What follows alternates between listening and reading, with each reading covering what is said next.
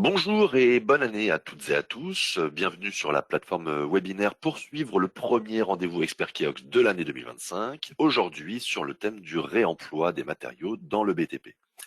Nous accueillons Selim Zouaoui, architecte HMONP, diplômé de l'EPSA et de l'ENSA Paris-La Villette. Issu d'une famille d'artisans, Selim Zouaoui a grandi au contact des chantiers, développant très tôt une sensibilité pour le métier et ses savoir-faire. Passionné par le réemploi, il intègre cette démarche dans son travail architectural, tant pour ses qualités créatives que pour répondre aux enjeux écologiques contemporains. Il a également approfondi ces problématiques lors de workshops européens dédiés à la gestion des déchets. Et puis, il a notamment publié un article sur ce thème dans la revue des dossiers techniques de la construction, disponible sur Kiox, en juin 2024. Juste avant de laisser la parole à Selim Zouaoui, je tiens à rappeler que vous avez la possibilité de poser vos questions sur la plateforme webinaire tout au long de la présentation. Veillez à bien les formuler sur le chat et je ferai au mieux pour poser une majorité d'entre elles à notre intervenant du jour en fin de présentation. Voilà, je vous laisse la parole, Selim Zouaoui. Bonne présentation à vous. Merci pour cette introduction. Bonjour à tous. Donc, si je suis ici aujourd'hui, c'est pour vous présenter ma vision du réemploi dans l'architecture autour de la pérennité architecturale. Donc, l'idée, c'est pas, c'est pas en fait d'imposer une méthode de travail, mais plutôt de donner des clés de réflexion afin d'adapter vos pratiques en tant qu'architecte ou MOE à cette question angulaire du réemploi. Donc, pour ce faire, je vais vous présenter l'application que j'ai co-créée Cycle Zéro afin de comprendre comment est née notre démarche. Ensuite, nous balayerons les grandes lignes, dans les grandes lignes, la place du réemploi dans le secteur du BTP, avec un rappel sur certaines définitions et la question de la valorisation des déchets, mais aussi la mise en place de la REP BTP. Ensuite, nous aborderons dans une première partie le réemploi à travers une opération de rénovation énergétique sur un bâtiment parisien dans le 11e arrondissement. Nous aborderons aussi dans une seconde partie une réflexion plus large autour du réemploi et comment il peut améliorer la qualité architecturale. Et enfin, nous conclurons en évoquant les pistes d'amélioration et d'évolution autour de ces questions. Donc, alors, cycle zéro. Alors, comme vous devez sûrement le savoir, le BTP est la première source de déchets en France. Ça représente 69% des déchets. C'est énorme, c'est 5 fois plus que les déchets ménagers. Ou à titre de comparaison, c'est la production globale de déchets de l'Irlande, du Portugal, de la Belgique et de l'Espagne réunis. À partir de là, chez Cycle Zéro, on a décidé de partager une écologie positive, attrayante et gratifiante. Alors, si Cycle Zéro a pu voir le jour, c'est grâce à leur rencontre entre l'économie circulaire et l'expertise BTP avec Karim Alifsir, qui est donc architecte spécialisé en MOX et qui a travaillé sur des chantiers de grande envergure comme les Galeries Lafayette Champs-Élysées, la Tour Alto à la Défense ou le siège de la BPRI. Elle a aussi une formation en économie circulaire. C'est la rencontre aussi avec Jules Loubarès, donc côté tech, qui lui est designer UX UI, et moi-même. Je suis architecte, comme évoqué, mais je suis aussi issu d'une famille du BTP, et le chantier, c'est quelque chose que je connais bien, parce que j'y ai passé tous mes étés.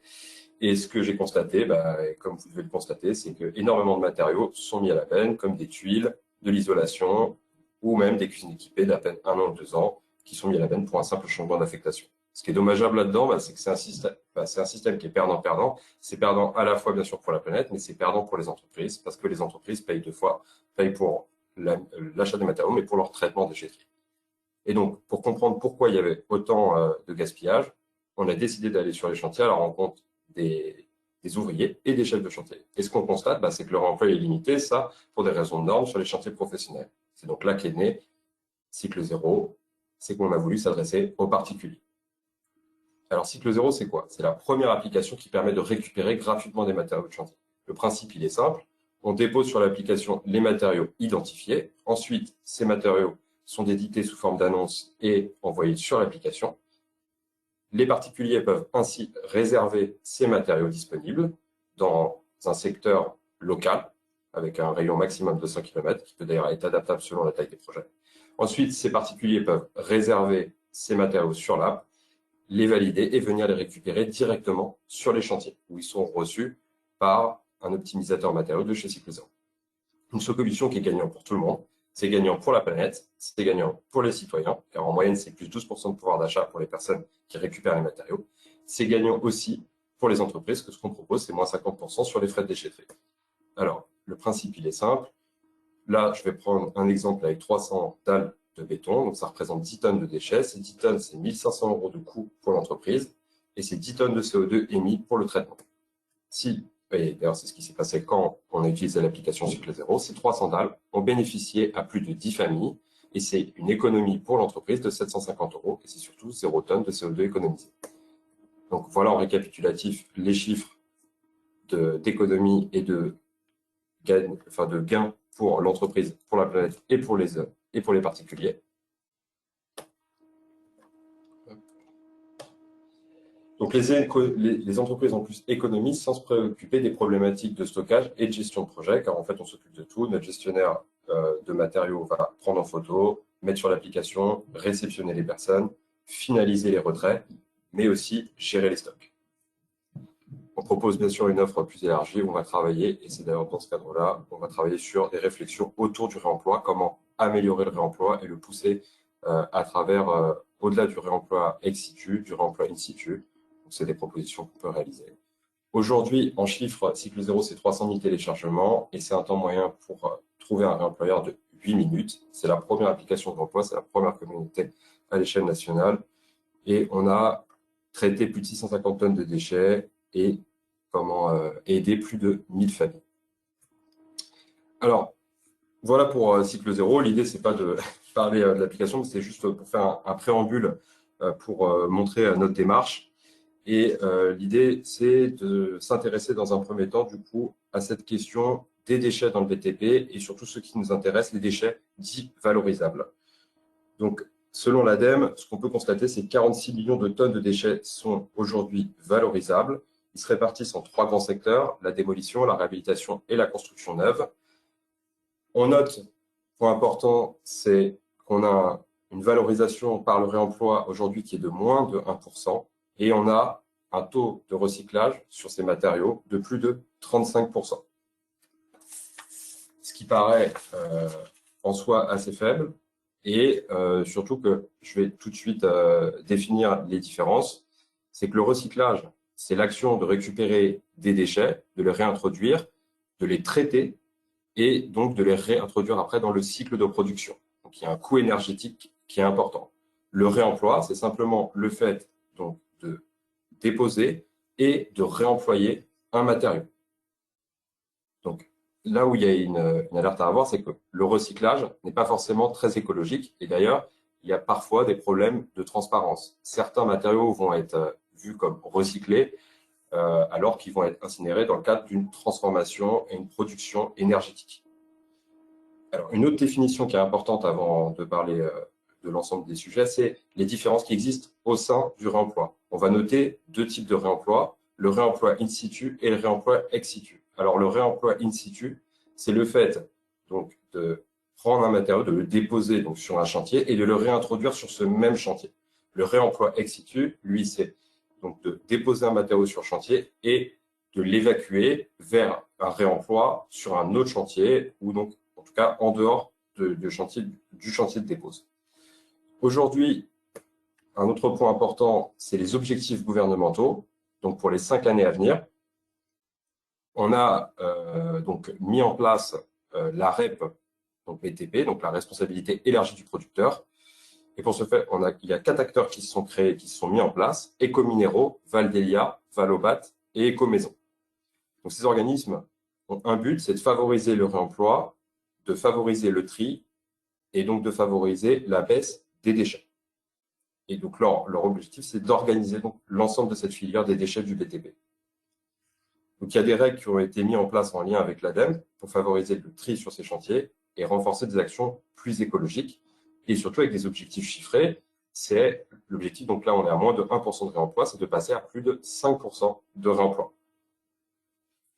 Ainsi, donc alors le mode de fonctionnement, il est assez simple, hein. Donc via les fournisseurs de matériaux, donc ils collectent une écotaxe qui permet ensuite, qui va être redistribuée pour financer les différents acteurs de la chaîne, donc les déchetteries, les acteurs du recyclage et les acteurs du réemploi. Juste pour aussi préciser, on va noter 3 types de catégories de matériaux 3 grands types en fait de catégories de matériaux par rapport à leur qualification. On a l'inerte, la catégorie 1. Ça va être pour les briques, le béton, les tuiles, la céramique. Donc là, on a Valobat et Ecominéraux qui sont sur cette filière. Ensuite, on a donc la deuxième catégorie qui va concerner des éléments tels que les fenêtres, l'électricité, l'isolant, le plâtre. Donc là, on a Valobat et Ecomaison. Et ensuite, on a donc la catégorie 3, le mobilier, donc là qui va être pris en charge par Valdelia. Aujourd'hui, la mise en place, elle a commencé en 2024. Donc là, on a eu quand même pas mal de chantiers où on a pu travailler avec cette mise en place de la REP. Et il y a vraiment une montée en puissance qui est prévue pour cette année 2025. Et on pourra revenir plus tard sur l'efficacité des méthodes mises en place et sur la gestion des déchets actuels. Mais ce qui est important en fait de retenir, c'est que l'objectif de cette REP, c'est que via la collecte de cette écotaxe, c'est de rendre gratuit la collecte de déchets et donc de financer les acteurs tels que les déchetteries pour que, bien sûr, sous condition de tri, que l'entreprise n'ait plus à payer du coup cette prise en charge.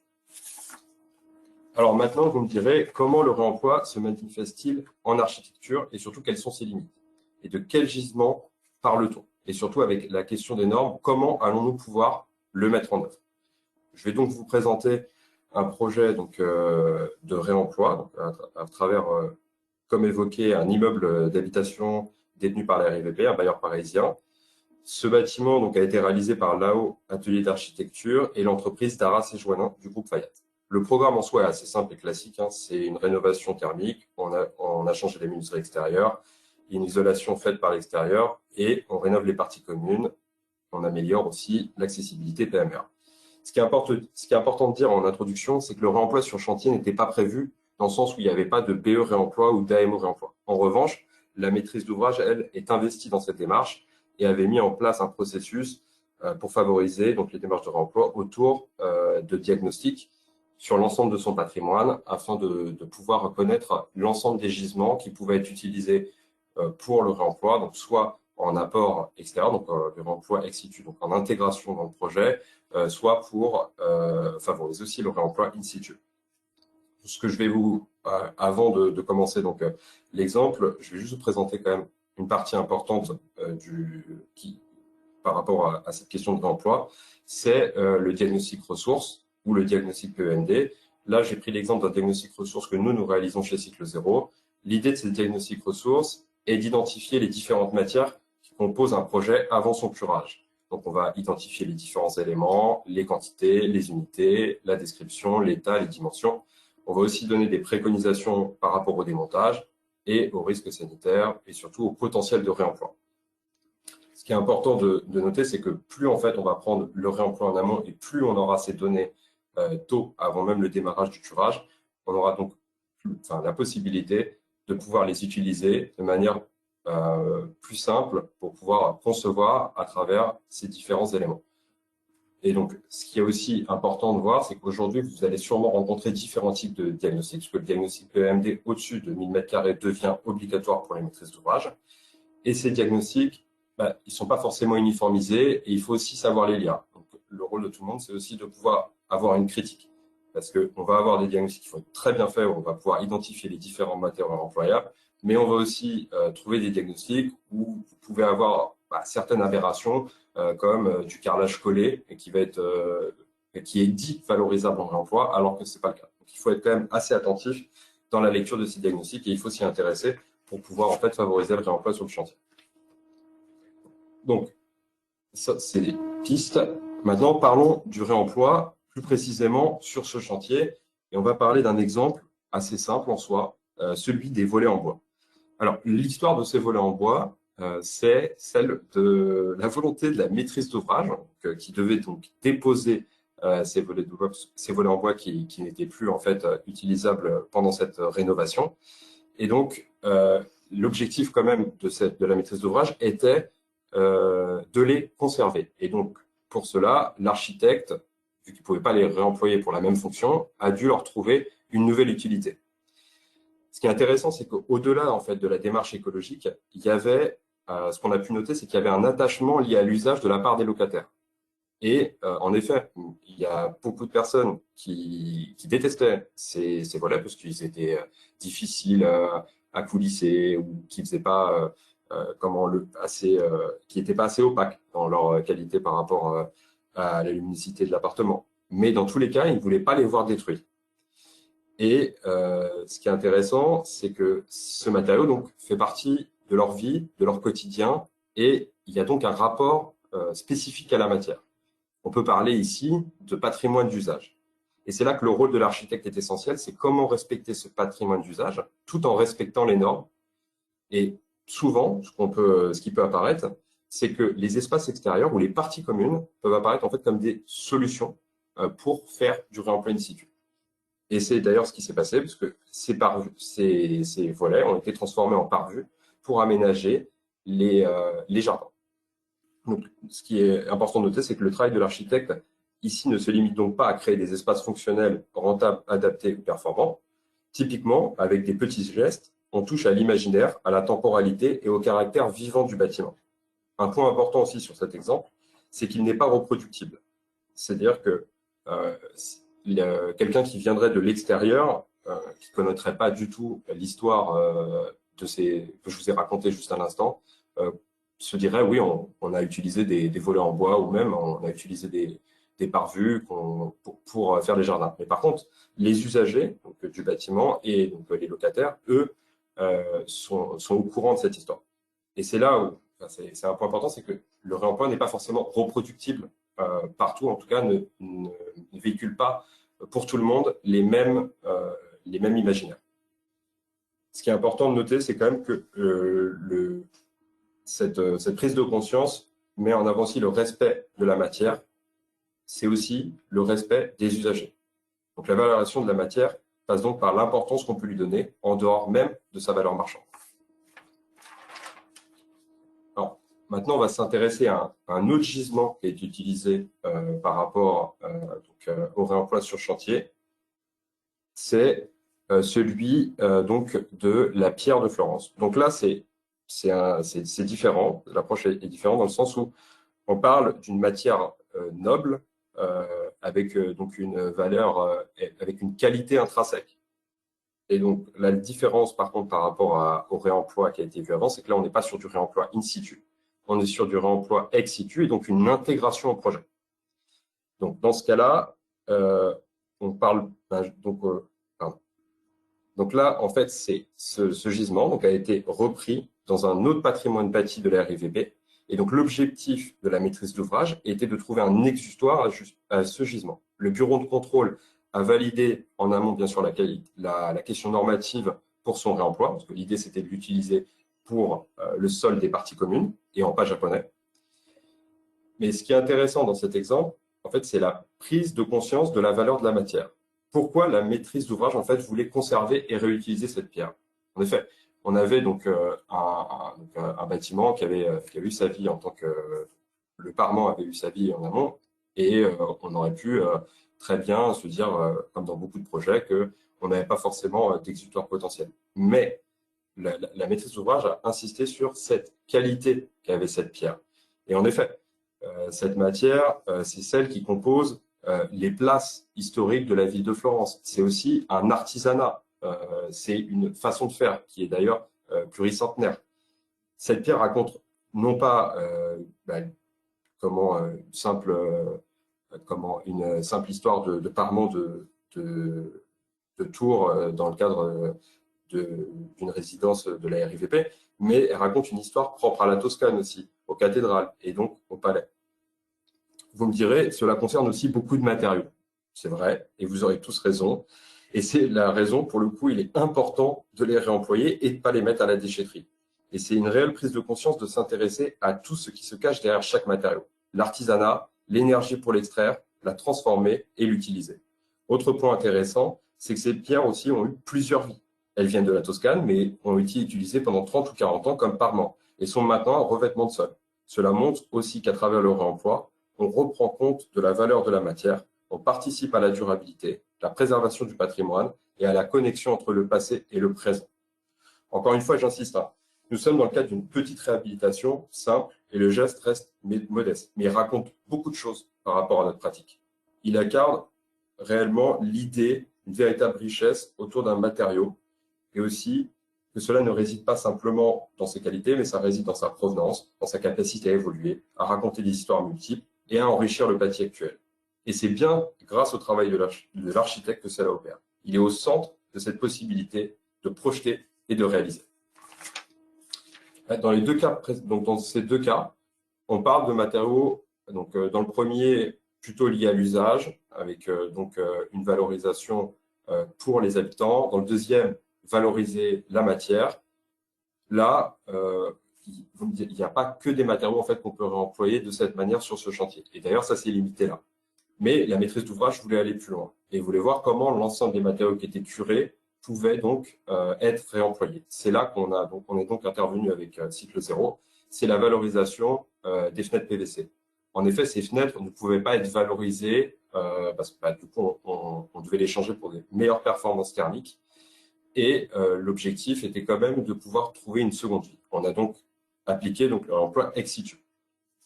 Donc, la mise en place a été assez simple. On a identifié donc, les différents matériaux, donc les différentes fenêtres qui composaient le projet. On a ensuite mis en place des zones de stockage temporaires et on a planifié un ensemble de lèvements hebdomadaires pour permettre donc, à des particuliers via l'application de les récupérer. On a donc mis en place un système de récupération sur site qui permet donc à chaque particulier de venir de venir les récupérer et donc réaliser leur projet. Ça vise principalement des personnes qui ont par exemple des fenêtres simple vitrage et donc récupèrent en effet les anciennes fenêtres en parfait état d'usage. Alors oui, avec des performances moindres, mais toujours meilleures qu'en fait celles en simple vitrage. Et ce qui est intéressant aussi, c'est qu'il y a différents types en fait de repreneurs qui ont pu les utiliser. On va avoir des jeunes entrepreneurs soucieux d'avoir un impact positif dans l'aménagement de leur bureau, comme vous pouvez voir donc à droite en haut dans l'image. C'est un espace de bureau hangar qui a été complètement aménagé où ils ont utilisé ces fenêtres pour s'isoler de l'extérieur. On a aussi des personnes qui l'ont utilisé en intérieur pour faire des verrières. Et il y a aussi des personnes qui l'ont utilisé dans le cadre de leur construction ou de leur rénovation de bâtiments. D'ailleurs, majoritairement, c'est ça. Et ils ont pris en fait des fenêtres plus petites que les ouvertures qu'ils avaient déjà dans les maisons existantes. Et dans les maisons construites, pareil. En général, ils avaient déjà fait le gros œuvre et du coup, ils les ont adaptés. Enfin, ils ont pris les fenêtres plus petites pour pouvoir les intégrer dans leur maison. Ce qui est intéressant aussi, c'est que ça a permis, donc à travers ces permis de construire ou ces réhabilitations, ça a donné en fait un travail, une mission supplémentaire aux architectes, mais aussi une mission supplémentaire aux artisans qui ont dû s'adapter donc aux nouvelles fenêtres qui étaient donc plus petites que les ouvertures. Vous me direz, c'est pas le meilleur moment en tant qu'architecte d'arriver et de changer un projet à la dernière minute. Surtout pour simplement, on va dire, des fenêtres. Mais ce qui est intéressant dans ce cas de la pratique, en tout cas de l'architecture, c'est imaginons que ça avait été prévu en amont. C'est-à-dire qu'on puisse partir du principe que le projet est adaptable, que les gisements ne sont pas forcément définis en amont. On peut avoir des grandes lignes, mais on peut aussi avoir des marges de manœuvre. C'est-à-dire que ça change nos manières de concevoir potentiellement le projet. C'est un autre fait aussi important par rapport à cette pratique, c'est que le fait de récupérer gratuitement des matériaux permet de débloquer un budget donc, pour les particuliers afin d'embaucher un architecte, mais aussi donc d'embaucher les artisans pour les travaux supplémentaires. C'est-à-dire qu'on bascule de l'économie de la matière, donc, on a des marges qui sont faites sur la matière en elle-même, sur de l'économie de l'humain. On casse le coût de la matière pour pouvoir réintégrer la valeur sur la main-d'œuvre ou la pensée ou la matière grise. Donc, à travers ces différents exemples, on a pu observer les différentes formes que revêt le réemploi. Nous allons maintenant nous intéresser au réemploi de manière plus large et comment la prise de conscience de celui-ci peut participer à l'amélioration de la qualité architecturale. Alors, pour ce faire, on va parler du matériau qu'on préfère chez Cyclo0 parce que c'est un des matériaux qu'on réemploie le plus, c'est celui de la fenêtre PVC.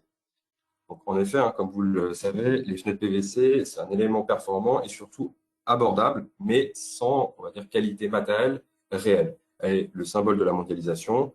Elles sont dans la plupart des cas blanches, brillantes, aux dimensions plus ou moins similaires et contribuent à une architecture répétitive. On choisit les fenêtres PVC plus pour des questions de coût et rarement pour des qualités matérielles. C'est l'anti-local, tant sur le savoir-faire que sur la provenance, la standardisation et la réduction du coût de fabrication. C'est le symbole aussi vraiment de cette mondialisation. On va extraire d'une terre A, on va transformer sur une terre B, on va ensuite la basculer via du transport sur une terre C et la diffuser dans le monde entier pour pouvoir en fait par rapport à une situation classique, on va dire, mais ça a un impact fort sur la matérialité et sur l'architecture, bien sûr. Elles sont fonctionnelles, mais elles manquent d'authenticité en comparaison avec des matières traditionnelles. Elles tendent à diluer la singularité des lieux et la standardisation l'emporte sur le local.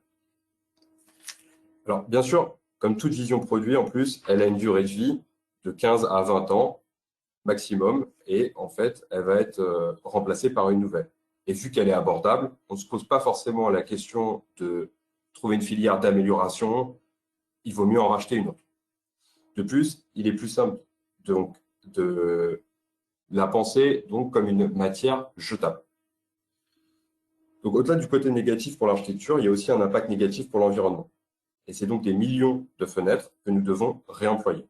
À partir de là, on a deux choix. Et nous, c'est ces questions qu'on se pose à chaque fois qu'on fait du réemploi. Le premier, c'est donc de fermer les yeux sur cette quantité de matériaux. C'est d'empêcher la fabrication nouvelle de nouveaux produits, en tout cas ne pas la racheter pour les remplacer. C'est ce qui est d'ailleurs fait dans certaines parties, mais on a quand même le démontage à traiter. Et le second choix, c'est de se dire, de manière générale, chercher des solutions pour faire de ce gisement une nouvelle ressource, ou plutôt comment voir cette contrainte comme une source de création. Et l'enjeu est double pour le réemploi. Comment repenser nos approches pour valoriser cette ressource, mais aussi la question des normes. Et ce qui est intéressant quand même, et ce qui est important, c'est déjà de se poser cette question, parce que ça va nous pousser forcément à trouver des solutions. Et le réemploi apparaît potentiellement aussi comme une clé pour améliorer cette qualité architecturale. Parce qu'on se pose la question de comment pouvoir, de ces matières, pour trouver une nouvelle forme de valorisation.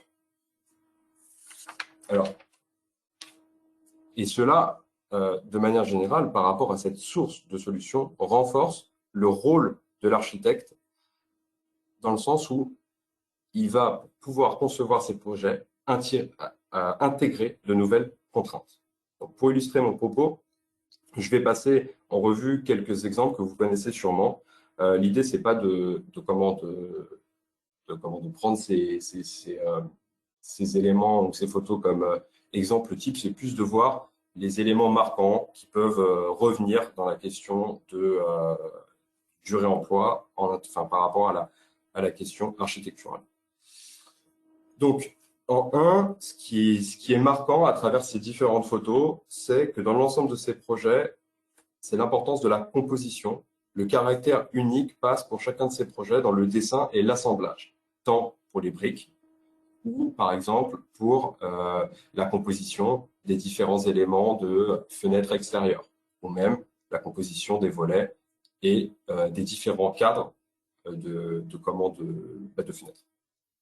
En deux, c'est l'association des différentes matières entre elles. C'est le soin au détail qu'on va apporter par rapport à cette question d'intégration des différents gisements, des couleurs, des formes, de la matérialité. Et ensuite, on remarque aussi que le choix des matières usagées passe et tranche avec le choix des matières neuves. Donc, on va mettre en avant ce côté du réemploi et de cette question entre le temps, la question du temps sur la matière, l'évolution du temps, et qui permet de créer en fait des contrastes assez forts. Et plutôt que de les rejeter ou d'essayer de les gommer, l'idée c'est plutôt de les assumer et de les renforcer. Alors, voilà, ça reste des exemples. Ce qui est intéressant quand même dans ces différents projets, c'est la complexité donc, de parfois concevoir avec ces différents gisements. Et chez Cyclo Zéro, et donc dans le cadre de ma pratique personnelle, on travaille sur différentes méthodes pour pallier à ces problématiques. Parce que vous l'aurez compris, dans le cas précédent, quand je parlais du rôle de l'architecte et travailler avec des gisements multiflux, donc différents types de gisements qui peuvent arriver lors de curage et autres, même par exemple si on a fait un diagnostic ressources qui est bien établi, qu'on a identifié les différentes matières qu'on veut intégrer en réemploi, on a toujours une différence entre la phase conception et la phase réalisation. Parfois, en phase conception, on va se dire qu'on aura l'ensemble des matériaux pour le réemploi disponibles sur les différentes plateformes ou sur les différents chantiers partenaires pour pouvoir alimenter le projet, notre projet. Mais en phase chantier, on se retrouve avec des manques parfois de certains matériaux et ça nous oblige parfois à abandonner certains éléments et le réemploi par rapport à l'élaboration et la construction de ces différents éléments. Et je prends l'exemple là d'un mur en brique parce que la brique c'est assez parlant. Sur la brique de réemploi, il y a pas mal donc de problématiques par rapport à ces gisements. Donc parfois, donc comme je vous le disais, on n'a pas au moment du chantier accès à ces gisements, mais l'idée c'est dès le début de prendre cette contrainte en compte lors de la phase conception. Alors, l'idée, c'est de se dire qu'on va avoir différents flux de matériaux dès cette phase conception. Donc là, à gauche, vous voyez, donc l'idée, c'est de partir du principe qu'on aurait 4 types de briques différents et pas une seule brique pour construire un mur de réemploi. C'est de les intégrer donc à un système directement dans la maquette Revit ou d'ailleurs dans un dessin AutoCAD et de dessiner en fonction de ce multiflux le mur en briques de réemploi. Et c'est aussi de pouvoir, grâce à l'outil Dynamo, que vous devez sûrement connaître, de pouvoir intégrer cette question d'algorithme qui permet de répondre à cette question d'accès au gisement au moment de la construction.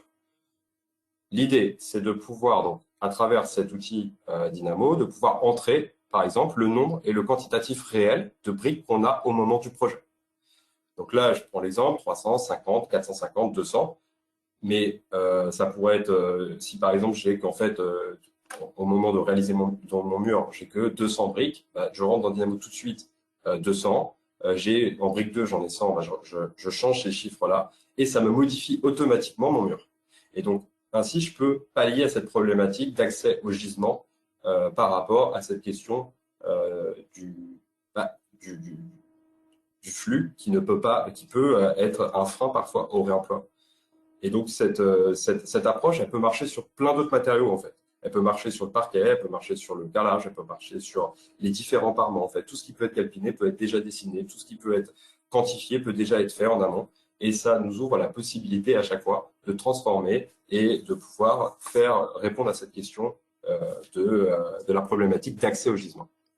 Enfin, pour terminer, je vais parler de la question des normes, non pas d'un point de vue méthodologique, mais plutôt d'approche. L'idée, c'est déjà, avant même de parler de réemploi, c'est de partir du principe que si on veut faire et maximiser le réemploi, on doit avoir des partenaires, c'est très important, différents selon, bien sûr, le projet qui est dessiné. Je prends bien sûr 2 exemples contraires et vraiment opposés. La réalisation de programmes de type ERP, donc de 1 à 4, qui vont être très contraignantes pour des questions de normes, et de l'autre côté, le côté particulier. Et pas forcément, l'approche entre ces deux types de chantiers vont être complètement différentes. Sur les ERP, l'idée, c'est déjà de faire le maximum, tout en fait, bien sûr, en gérant les problématiques de risque et de normes. Donc la première chose, comme je disais, c'est de bien s'entourer et c'est de se faire accompagner par des cabinets comme Scov Avocat qui sont spécialisés et des bureaux de contrôle aussi qui sont favorables à cette démarche. Faites des bureaux d'études et des cabinets qui vont vous accompagner par rapport à tout ce qui a pu exister pour pouvoir favoriser le réemploi sur le projet. Ensuite, c'est surtout de se renseigner aussi dans toute la documentation qui peut exister, qui est déjà réalisée. Donc, parce qu'il y a plein d'autres projets qui ont pu être réalisés. Par exemple, vous pouvez regarder au sein de l'étude qui a été réalisée par Rotor Interreg NWIFCRPI, c'est une documentation complète qui permet de balayer déjà l'ensemble du réemploi qui a été fait sur 4 pays et qui permet donc de pouvoir les réintégrer dans son projet. On a aussi des démarches comme le CSTB qui met à disposition certains exemples d'opérations déjà réalisées qui peuvent être réintégrées. Et c'est aussi, parce que ça c'est important, c'est prévoir dans le cadre là plutôt dans la rédaction des marchés, c'est une enveloppe pour les tests liés au réemploi in situ. Parce que je vous parlais des problématiques liées à l'accès au gisement, qui peuvent parfois faire abandonner des éléments qu'on avait déjà conçus en réemploi. Mais il y a aussi ces questions liées après à la mise en œuvre sur le réemploi in situ, où là, lors des déposes, on peut avoir des surprises forcément quand on veut réemployer. Donc, typiquement, les volets, je vous ai pris en exemple, on a eu certains qui étaient cassés. Donc, il fallait aussi voir il fallait avoir une enveloppe pour permettre ces tests. Et sur les particuliers ou tout autre tout type de projets qui sont assez ouverts par rapport à ces questions de normes, là l'idée c'est de maximiser le réemploi et de pousser la créativité au maximum. Et l'objectif c'est de montrer que le réemploi n'a pas un imaginaire négatif, mais qui rime avec caractère unique et qualité. Et c'est aussi de montrer que et se montrer aussi que ça peut non pas être c'est de montrer aussi que la matière en elle-même, elle a parfois plus de valeur sur des anciens éléments, quoi. Je prends l'exemple des portes. Aujourd'hui, on a permis en tout cas de récupérer pas mal de portes anciennes, donc dans des appartements parisiens haussmanniens, qui sont de bien meilleure qualité, par exemple, que toutes les portes de bureau qu'on a pu avoir. Alors en effet, par contre, il y avait un travail important de main d'œuvre, mais c'est de montrer aussi donc aux clients que tous ces éléments ont vraiment une qualité potentiellement supérieure et surtout véhiculent un imaginaire autre. Bien sûr, mettre en avant la question de l'écologie. Donc pour continuer sur cette question de programmation et pousser la réflexion un peu plus loin, l'idée c'est donc bien sûr de privilégier la construction, la réhabilitation plutôt que la construction neuve. Et cela nous pousse bien sûr à repenser les questions de matérialité. Différents programmes peuvent intégrer un même bâtiment au fur et à mesure du temps. Un jour un bureau, un autre une école et demain des logements. La matérialité doit donc suivre ce changement d'usage pour éviter de devenir un déchet. Parce que l'objectif comme principal, c'est oui le réemploi, mais c'est aussi de limiter les déchets. Et c'est d'utiliser donc cette capacité créative et le réemploi comme axe et comme axe de développement par rapport à cette question d'éviter la question du déchet. Et donc là, il faut se reposer la question aussi des différents temps que revêt donc un bâtiment. Donc bien sûr, le passé, comme on l'a évoqué, on doit repenser notre rapport à cette matière et l'histoire de cette matière. Donc quelles sont ses qualités, mais aussi quelles sont ses qualités physiques, patrimoniales, quel est son imaginaire. Ensuite, bien sûr, on doit se poser la question du présent. Donc, qu'est-ce que je fais de cette matière? Comment je compose avec la contrainte de la pose, mais aussi de la dépose, parce que l'idée, c'est de pouvoir, bien sûr, utiliser du remploi, mais c'est de pouvoir penser aux techniques de dépose qui vont suivre, pour éviter, encore une fois, la question de déchets, et de pouvoir réemployer la matière et le matériau en question de manière simple. Et donc, penser à cette réversibilité et surtout au temps de vie. Il faut donc établir des méthodes pour chaque lot et pour chaque matière. Un peu comme intégrer dès le début la question de la matérialité, donc dès la phase de la conception, le réemploi pour augmenter les chances de réemploi en phase exé. Là, l'idée, c'est aussi de repenser pour chaque lot les différentes méthodes qui peuvent être utilisées par rapport à cette dépose. Donc, c'est conserver c'est des éléments qui peuvent d'ailleurs être conservés sous forme de maquettes numériques ou d'archives afin de pouvoir transmettre aux générations d'architectes futurs ces différents éléments. Et il faut aussi, bien sûr, penser aux modifications d'espace et donc au réemploi et aux besoins futurs. Enfin, la dimension future, au-delà du présent.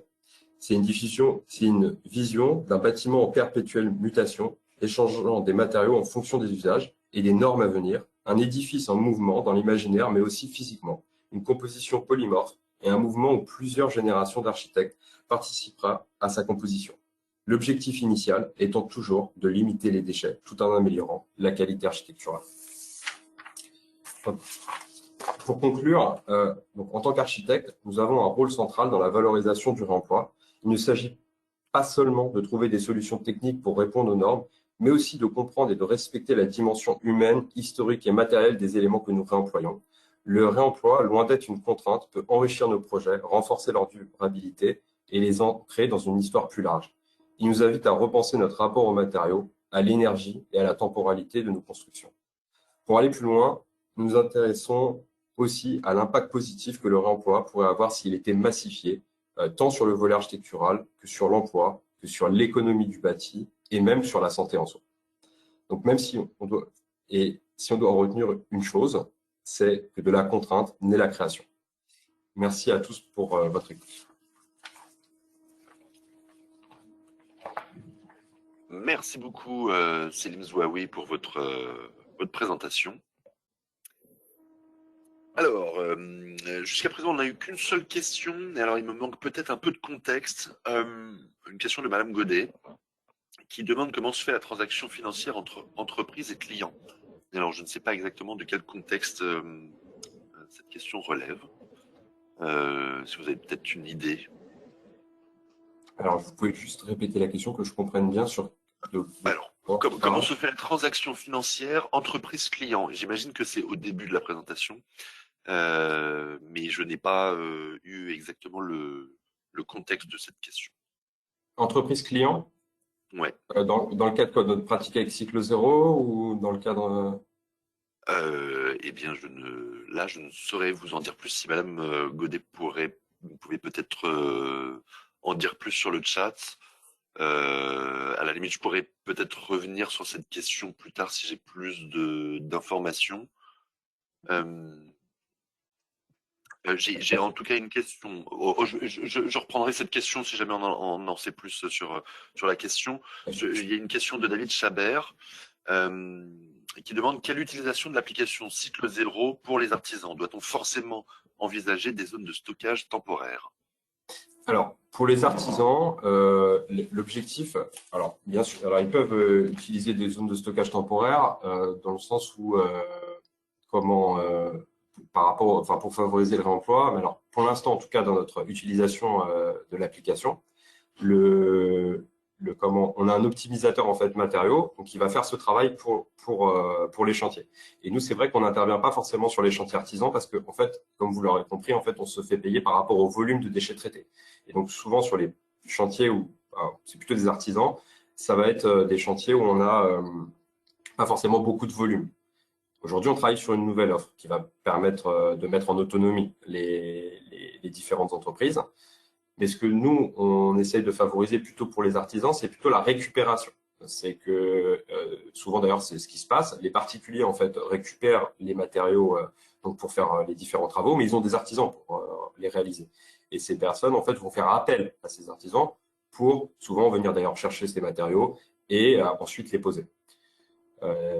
Alors, dans tous les cas, bien sûr qu'il y a cette problématique du stockage temporaire, mais il est adapté au projet. C'est-à-dire que on va pas avoir,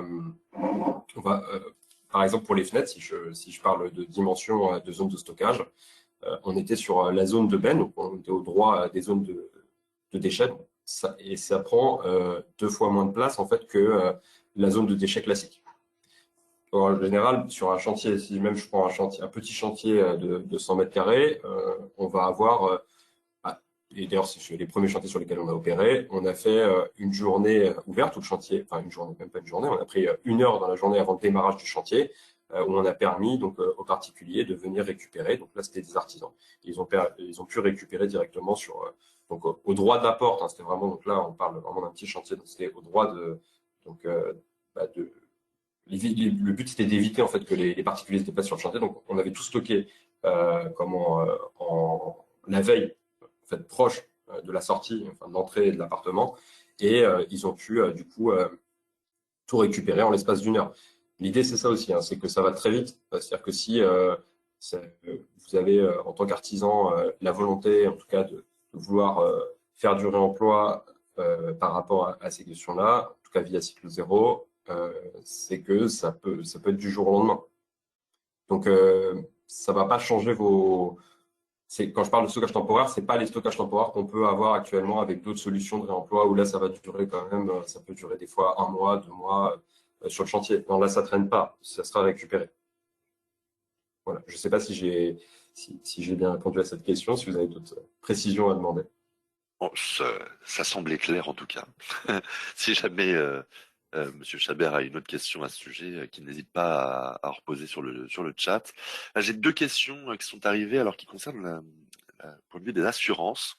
Une question d'Edgar Carrera qui demande comment le réemploi est accepté du point de vue des assurances, par exemple pour les garde-corps ou les balcons métalliques, notamment. Et alors, je vais poser l'autre question aussi de Monsieur Bulelowski.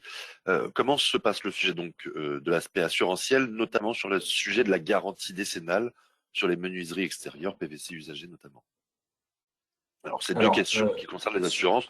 c'est Euh, Alors, c'est deux questions qui concernent les assurances. Alors, comme je le disais, par exemple, sur les exemples qu'on a pris sur le réemploi in situ ou sur d'ailleurs le réemploi en intégration, il y a une validation en fait du bureau de contrôle en amont et surtout donc la garantie décennale, en tout cas sur la question des pierres de Florence, elle a été acceptée et il y a eu alors, de ce que je sais, c'est qu'il y a eu il y a un surcoût, ça c'est vrai, il y a eu un surcoût par rapport à, on va dire, une utilisation d'un matériau neuf, mais ça a été comment,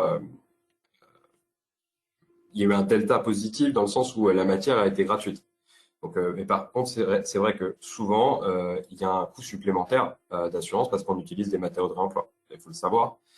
C'est là l'importance aussi, comme je le disais par rapport à cette question des assurances, c'est d'être accompagné par des experts par rapport à ça qui vont vous conseiller. Donc c'est pour ça qu'aussi il faut prévoir il faut prévoir une enveloppe pour être accompagné par des spécialistes comme je parlais de Scov Avocat, des gens qui vont vraiment vous accompagner sur ces questions-là, qui vont vous donner les clés pour pouvoir, par rapport à votre projet spécifique, trouver des solutions par rapport aux questions assurantielles. Alors, pour les fenêtres PVC, là, c'est différent parce que l'idée, c'est quoi? C'est que on a fait, nous, via notre application et via cette pratique en fait du réemploi des fenêtres PVC, c'est un transfert de responsabilité qu'on fait envers le particulier. Et vous savez que le particulier a moins de problématiques par rapport aux normes. Et par rapport aux garanties, on part du principe que les éléments que lui, enfin, la majorité des particuliers qui récupèrent, ont déjà des éléments plus anciens souvent que les fenêtres qui récupèrent. Il y a moins cette problématique du coup de garantie de garantie en tout cas par rapport aux travaux qui sont réalisés. En revanche, c'est pas possible en tout cas, et c'est ce que je disais, c'est pour ça que je reviens sur cette page-là, mais c'est pas possible en tout cas de le faire en tout cas pour les fenêtres PVC, et pour plein d'autres matériaux, c'est pas possible de le faire sur des ERP ou même sur d'ailleurs le projet là, de rénovation énergétique pour un bailleur social. Ça va ne concerner que les particuliers. Ça va être une aide d'ailleurs pour améliorer leur qualité, mais c'est pas comment dire euh, réplicable partout. Et d'ailleurs, il y a nous ce qu'on dit et un peu notre axe de développement par rapport à l'emploi, c'est de se concentrer, et c'est d'où l'importance du diagnostic, hein, je reviens par rapport à ça, d'où l'importance du diagnostic en amont, c'est de se concentrer sur les matières où on va pouvoir favoriser majoritairement le réemploi in situ. Et donc, répondre aux problèmes de garantie et répondre aux problèmes d'assurabilité. On peut aussi, et c'est d'ailleurs un critère de sélection par rapport au réemploi, ces critères donc de normes et d'assurabilité et de garantie. Et donc, c'est pour ça qu'en amont, quand on a un diagnostic, on va axer aussi les actes de développement. Et la fenêtre PVC, en effet, l'exutoire qu'on a trouvé, nous, en tout cas, via notre pratique, c'est le particulier, c'est la récupération via le don et c'est le transfert de responsabilité. Merci. Alors, Euh, il y a pas mal de questions qui concernent encore ces histoires d'assurance. J'imagine. Du coup, la Martine Brichoux, notamment, se pose la question, donc si c'est l'entreprise qui pose le matériau de réemploi, qui va devoir garantir sa pérennité, par exemple. Alors, en fait, c'est pour ça que la définition est importante. Ça dépend sur le réemploi ex situ. Je vous ai expliqué en fait la question de la législation. En fait, pour être très clair, sur le réemploi ex situ via notre application, c'est donc un transfert de responsabilité qui part de donc l'entreprise qui dépose, qui a une responsabilité temporaire parce que c'est de la maîtrise d'ouvrage à la fin qui a la responsabilité sur ces matériaux ou sur ces déchets. D'ailleurs, le statut réel, c'est matériaux. Prend pas comment par exemple la fenêtre ne prend pas le statut de déchet. Ce matériau, nous, on prend la responsabilité que l'entreprise, donc dès qu'on la met sur l'application, nous, on prend la responsabilité de l'entreprise qui fait la dépose. Et ensuite, la personne qui récupère, c'est un particulier. Cette personne-là prend l'ensemble des responsabilités par rapport à ce matériau. Ensuite, l'entreprise qui va poser, logiquement, n'a pas la responsabilité sur le matériau, mais a la responsabilité de la mise en œuvre de ce matériau. Et par contre, il y a une décharge normalement qui est à mettre en place entre l'entreprise qui va poser ce matériau de réemploi et le particulier donc qui a donné la matière. Je vous remercie. Je parle bien dans le cadre du particulier. Dans le cadre là où on va faire du réemploi in situ, en effet, comment l'entreprise a une responsabilité. Mais là, pour le coup, vous avez un bureau de contrôle qui va valider l'ensemble des différents matériaux, qui sont sur site. Enfin, dans le cadre de ce réemploi. Mais si, je pense que la question, c'était plus axée sur ces questions liées au réemploi le réemploi in situ, par exemple, avec l'application. Là, bien sûr, il y a une décharge à avoir avec le particulier. Est-ce que c'est lui qui fournit la matière? Et en effet, il n'y a pas de PV, il n'y a pas on n'a pas d'informations assez importantes pour que l'entreprise puisse garantir, en tout cas, au-delà de la pause, la qualité de la matière en elle-même. Une autre question de Arnaud Bailly qui demande si le maître d'ouvrage peut-il devenir en soi un fournisseur de matériaux au sens assurantiel. Euh, Nous, on a toujours, alors là, pour le coup, dans la pratique via cycle zéro. Alors, j'ai pas plus d'informations sur quel type de pratique, mais j'imagine que oui. Alors, ça va dépendre de deux choses. Oui, en effet, il peut, parce que nous, on a déjà travaillé en direct avec les maîtrises d'ouvrage. Donc, en fait, comme une entreprise a une responsabilité temporaire sur la gestion en fait, des déchets en délégation par pour la maîtrise d'ouvrage, de la même manière, nous, on peut intervenir auprès donc, de la maîtrise d'ouvrage et de prendre la responsabilité par rapport à cette question des matériaux, déchets matériaux, mais matériaux et donc ensuite pouvoir faire directement le réemploi pour la maîtrise d'ouvrage. On l'a fait pour des bailleurs sociaux, on l'a fait pour des organismes territoriaux, on l'a fait pour en fait enfin pas des promoteurs mais enfin, des constructeurs. On l'a fait directement en tout cas pour la maîtrise d'ouvrage. Pourquoi? Parce qu'en fait nous là où on s'intègre entièrement dans la loi, c'est qu'à la fin, ce qu'a besoin la maîtrise d'ouvrage, c'est un tableau de traçabilité complet par rapport aux récupérations de chaque matériau. Et nous, via l'application et via un logiciel interne qu'on a développé, on va fournir en fait un tableau de traçabilité complet dans le cadre quand on travaille pour une entreprise, à l'entreprise qui va le transmettre à la maîtrise d'ouvrage, comme tous les bordereaux en fait de suivi de déchets qu'il a de la part d'une déchetterie. Donc nous, c'est un tableau de traçabilité bon de session qu'on a et qu'on fournit donc soit à l'entreprise et qu'on peut fournir directement à la maîtrise d'ouvrage. Donc, ça veut dire qu'on peut travailler directement. Par contre, il y a des cas spécifiques où, en effet, sur du public, sur certains, par exemple, la mairie de Paris, là, c'est plus compliqué parce qu'en fait, pour des raisons de bien public, c'est-à-dire que le matériau en soi est un bien public, on travaille d'ailleurs là-dessus pour pouvoir utiliser le don et notre application pour pouvoir le faire. Pourquoi? Parce que c'est un bien public, donc on le met à disposition et il pourrait avoir un conflit à qui on le donne. C'est-à-dire que est-ce qu'on ne favoriserait pas quelqu'un d'un matériau, alors que c'est un bien qui appartient à la collectivité.